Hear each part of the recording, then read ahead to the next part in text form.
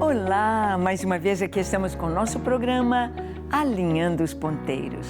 Isto mesmo, trazendo a nossa vida dentro do diapasão do Senhor, para estarmos alinhados, afinados com a sua vontade, alinhados com a vontade de Deus, com a sua palavra, conhecendo as Escrituras e buscando viver dentro dos ensinos que elas nos trazem, dos ensinos do próprio Jesus.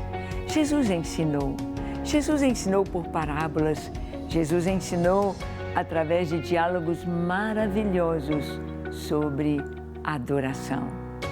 Isto mesmo, queremos hoje no nosso programa conversar sobre este tema. Jesus ensina sobre adoração. O que ele ensinou? Para quem ele ensinou?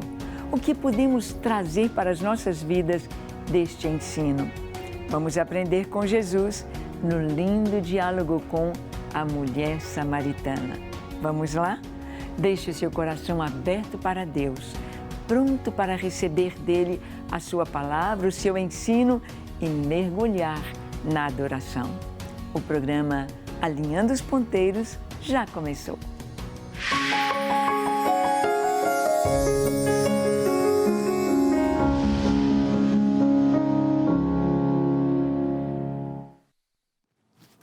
Muito bem, nós sabemos que o Senhor Jesus teve um encontro muito especial com uma mulher. Uma mulher que a Bíblia nem nos diz o seu nome, mas apenas sabemos que ela era uma mulher samaritana. Sabemos que era uma mulher que ali de Samaria, aquela região, aquele povo que tinha, podemos dizer assim, uma religião tão sincrética, tão misturada do judaísmo com algumas coisas do paganismo e por isso eram rejeitados pelos judeus. Eram rejeitados pela nata religiosa de Israel, que dizia que samaritano era rejeitado por Deus.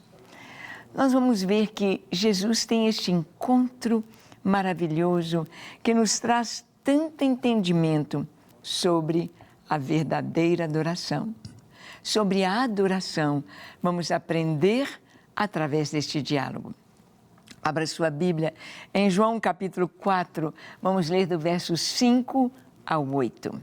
Diz assim: Chegou, pois, a uma cidade samaritana chamada Sicar, perto das terras que Jacó dera a seu filho José. Estava ali a fonte de Jacó. Cansado da viagem, assentara-se Jesus junto à fonte, por volta da hora sexta. Nisto, veio uma mulher samaritana tirar água. Disse-lhe Jesus: Dá-me de beber, pois seus discípulos tinham ido à cidade para comprar alimentos. Bem, aqui está dizendo que Jesus chegou a uma cidade samaritana chamada Sicar. Essa cidade lá no Antigo Testamento era chamada Siquém. Siquém. E houve algo que aconteceu tão forte ali na cidade de Siquém, na história de Jacó. Jacó estava voltando lá do tempo que morou em Padã Arã, onde ele se casou, trabalhou 7 anos para ter como sua esposa a linda prima Raquel. Depois de 7 anos de trabalho que lhe pareceram como poucos dias pelo muito que ele a amava. No dia do casamento, o sogro coloca Lia, a irmã mais velha. E ele fica muito bravo por ter sido enganado. E o sogro diz: só mais 7 anos de trabalho para você ter a Raquel. E ele então trabalhou 14 anos para ter as 2 esposas. Ele queria apenas a Raquel.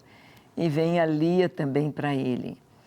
E depois 6 anos de trabalho, o sogro enganando, mudando o seu salário constantemente, até que Jacó, cansado, retorna para a terra de seu pai. Retorna para Beersheba, para o sul de Canaã, onde estava seu pai, Isaque, ainda vivo.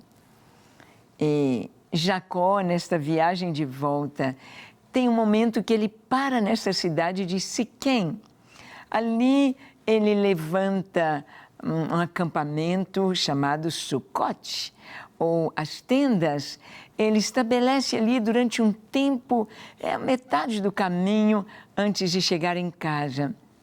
E ali em Siquém, quando eles estão morando ali, se adequando àquela região, uma região mais fértil, uma região boa para se morar, então a filha de Jacó foi deflorada, a filha de Jacó foi abusada pelo príncipe da cidade, também chamado Siquém.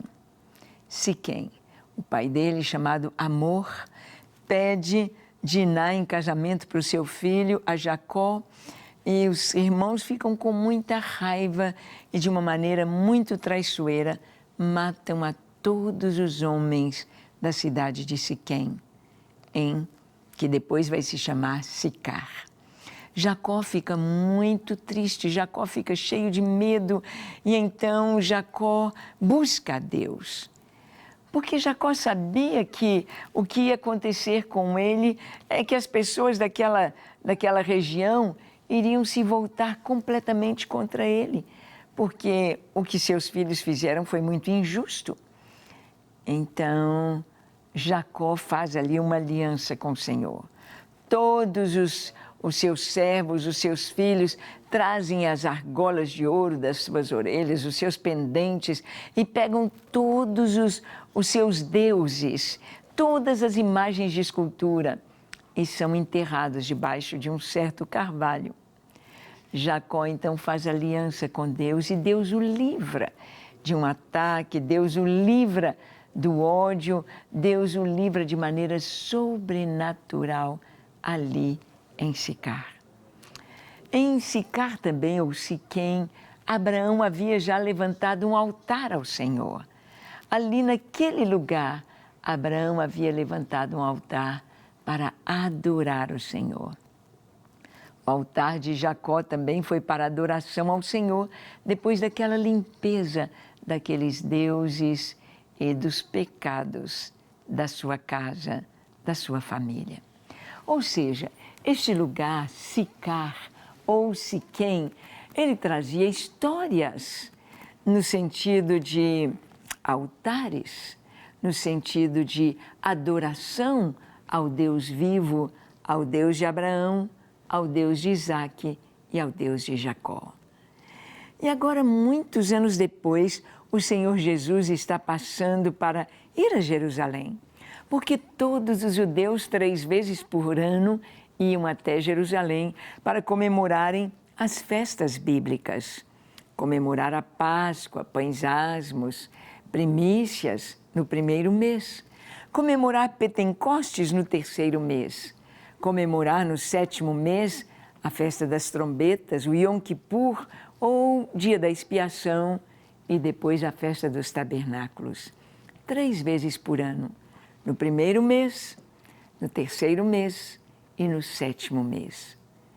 E Jesus estava indo com seus discípulos, mas o capítulo 4 do Evangelho de João diz que Jesus estava indo para Jerusalém e era-lhe forçoso passar por Samaria. Ele disse para os discípulos: nós vamos passar por Samaria.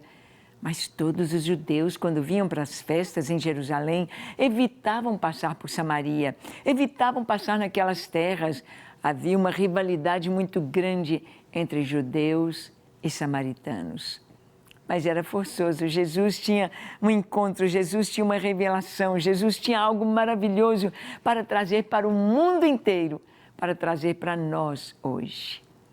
E cansado da viagem, Jesus se senta perto do poço de Jacó. Lembra que Jacó esteve morando ali em Sucote?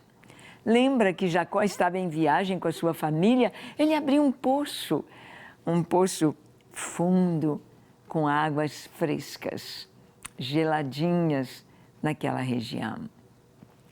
E Jesus, assentado ali, vem uma mulher, é perto de meio-dia, uma mulher samaritana vem tirar água.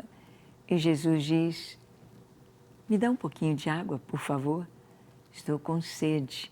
Você pode me dar um pouquinho de água? E aquela mulher se assusta. Como? Como sendo tu judeu, pedes de beber a mim, que sou mulher samaritana? Vamos ver isto?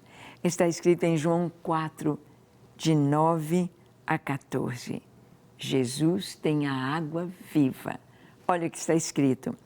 Então lhe disse a mulher samaritana: como sendo tu judeu, pedes de beber a mim, que sou mulher samaritana?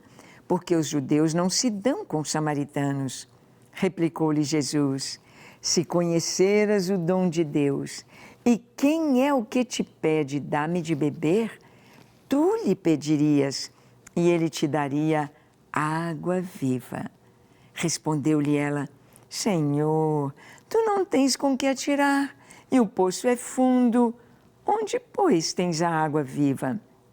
És tu, porventura, maior do que Jacó, nosso pai, que nos deu o poço, do qual ele mesmo bebeu, e bem assim seus filhos e o seu gado? Afirmou-lhe Jesus: quem beber desta água, tornará a ter sede. Aquele, porém, que beber da água que eu lhe der, nunca mais terá sede. Pelo contrário, a água que eu lhe der será nele uma fonte a jorrar para a vida eterna. Ai, que coisa tão linda!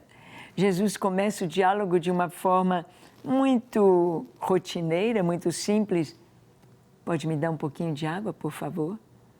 As pessoas traziam seus cântaros, os seus vasos, seus baldes para tirar água. Jesus não tinha como tirar água. E ele pede àquela mulher: me dá um pouquinho de água, por favor.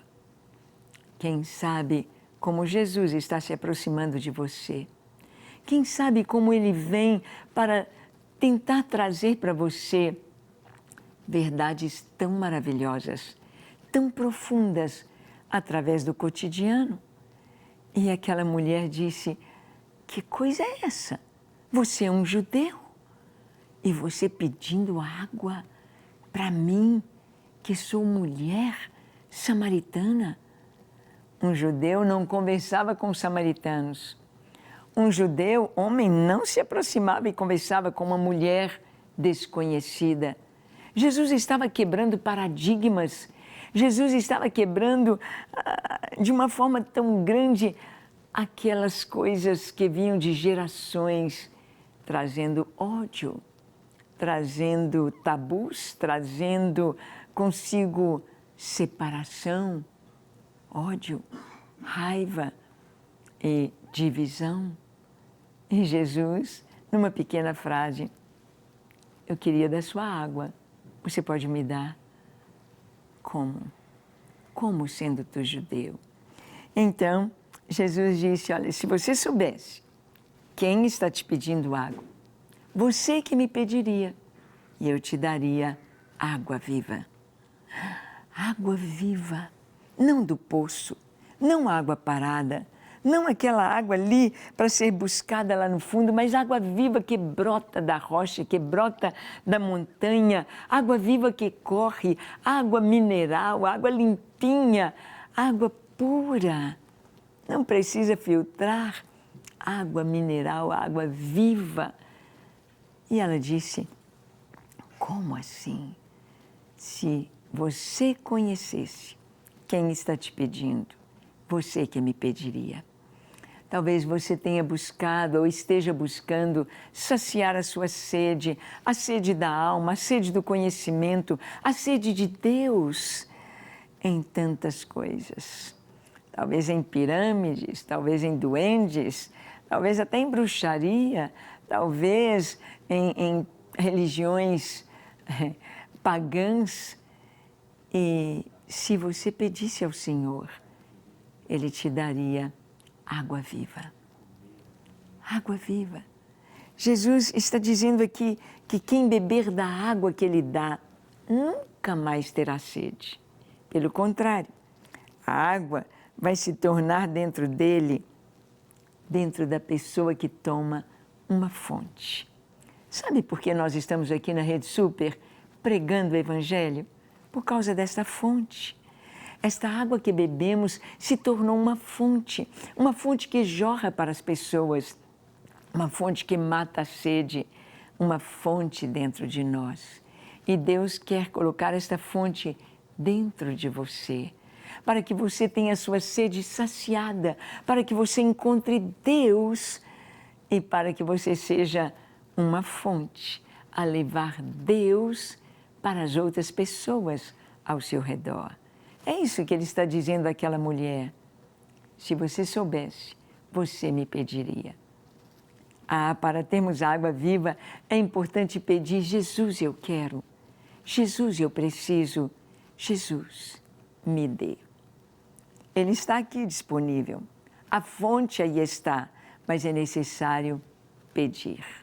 É necessário dizer: Jesus, eu te quero.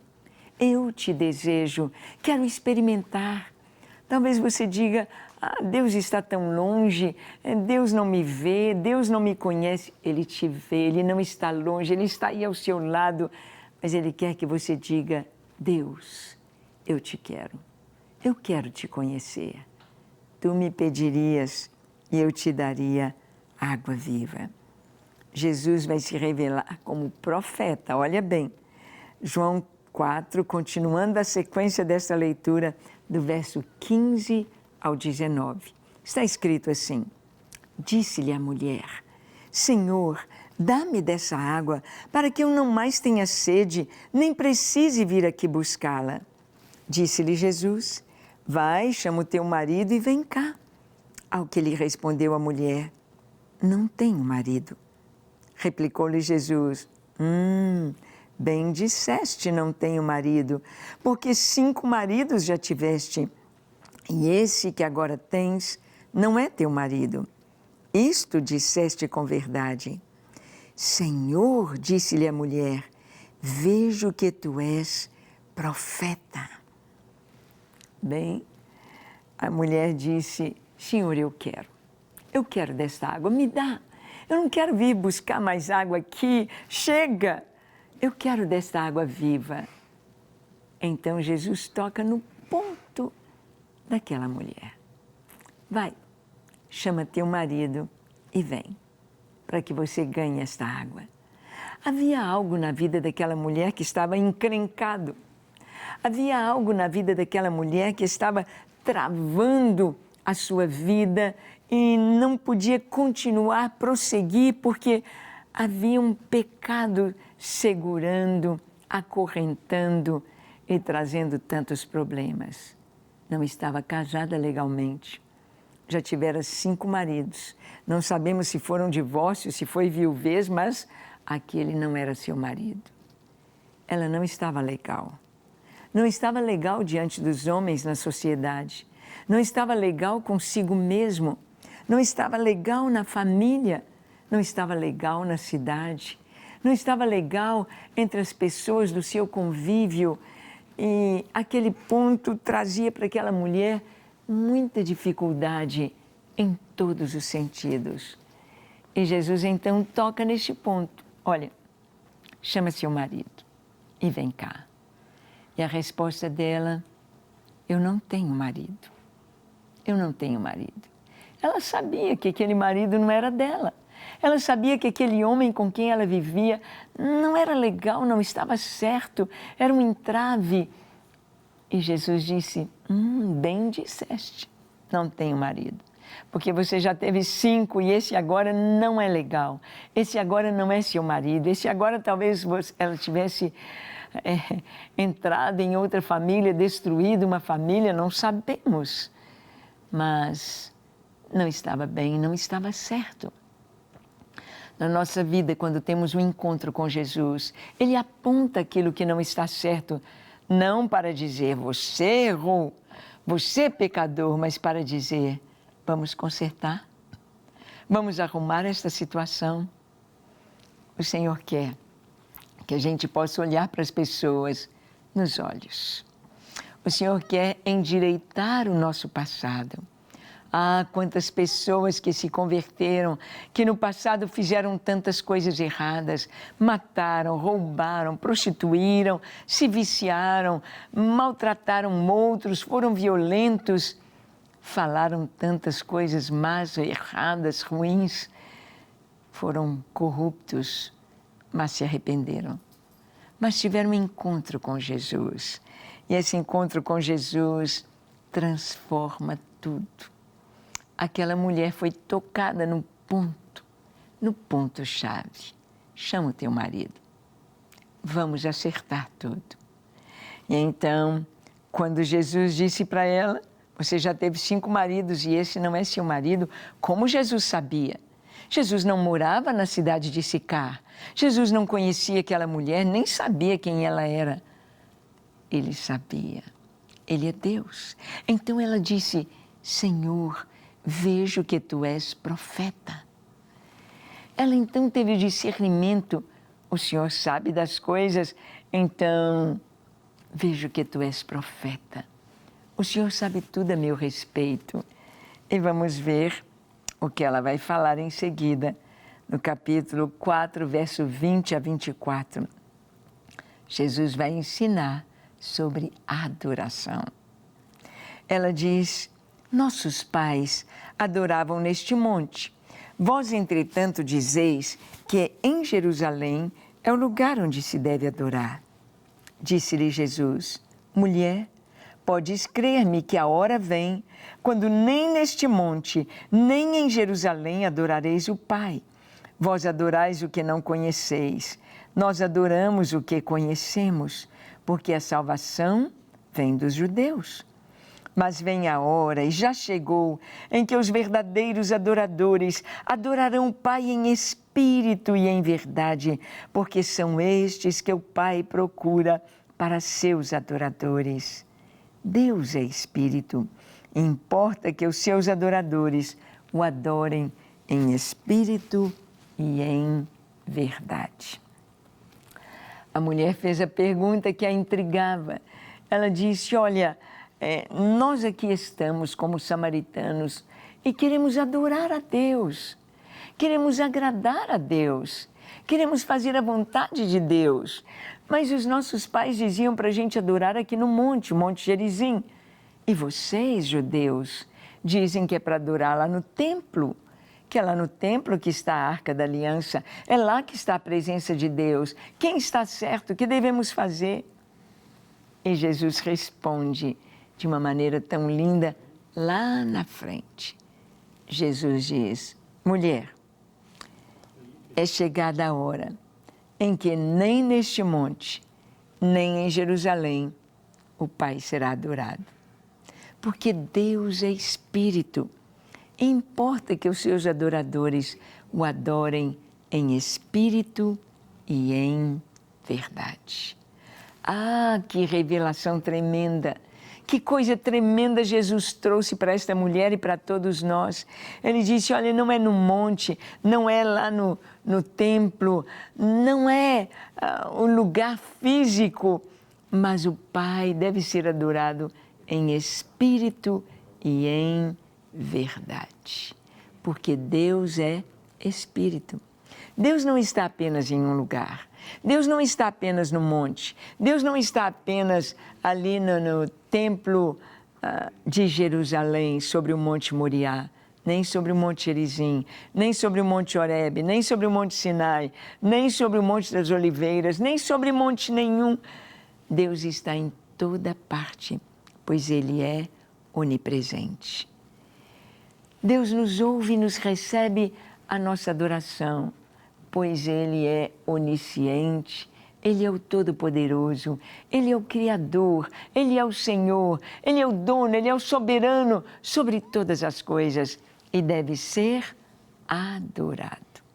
Mas adorado como Ele é, em espírito e em verdade. Há alguns anos atrás, Deus deu ao meu esposo uma visão muito linda sobre adoração. Quando Deus mostrou para ele toda a nossa família prostrada, adorando ao Senhor, formando uma cruz. E ele ouviu um anjo perguntar ao Pai, por que eles te adoram assim? E o Pai respondeu, é para que eu veja sempre neles o meu Filho Jesus. Deus quer ver Jesus em nós. Deus quer olhar para nós e ver Jesus. Jesus ali na cruz assumiu o nosso lugar, mas nós estamos ali na cruz com Jesus. com Ele morremos, com Ele ressuscitamos e com Ele viveremos eternamente. Estar em Cristo, sendo nova criatura, sendo filhos de Deus, podemos assim adorar ao Pai. E adorar em espírito e em verdade, você pensando na cruz, a haste vertical seria adorar em espírito, ou seja, você adorar a Deus a quem você não vê. E você diz, ó Senhor, Tu és maravilhoso, Tu és grande, és poderoso, és justo, és fiel, és misericordioso, és maravilhoso. O Senhor é grande, grande, grande, tremendo, justo, bondoso, fiel. Deus é grande. Adorá-lo em espírito, a quem não vemos. Mas adorá-lo também em verdade seria a haste horizontal, o nosso relacionamento uns com os outros, amando uns aos outros, a quem nós vemos, para exaltar e amar a Deus, a quem não vemos. Adorar em espírito é ao Senhor e em verdade é cumprindo entre nós, uns aos outros, a vontade e a palavra de Deus, para que a nossa adoração seja aceita. Não adianta você adorar a Deus e cantar e louvar e tocar instrumentos e dançar e imediatamente não respeitar o marido, mentir para os pais, fazer coisas mundanas, pecaminosas, ter um namoro ou um relacionamento mundano, pecaminoso. Você não está sendo um verdadeiro adorador. Adorar a Deus em espírito e em verdade. Adorando o Senhor a quem não vemos, com palavras, atos, com o corpo, com os lábios, nossas mãos erguidas, mas adorando em espírito e em verdade. Vivendo a palavra de Deus no dia a dia, para sermos verdadeiros adoradores. E o salmista no Salmo 100 nos conclama, celebrai com júbilo ao Senhor todas as terras, servi ao Senhor com alegria, apresentai-vos diante dele com cântico, sabei que o Senhor é Deus, foi Ele quem nos fez e dele somos o seu povo e rebanho do seu pastoreio. Entrai por suas portas com ações de graças e nos seus átrios com hinos de louvor.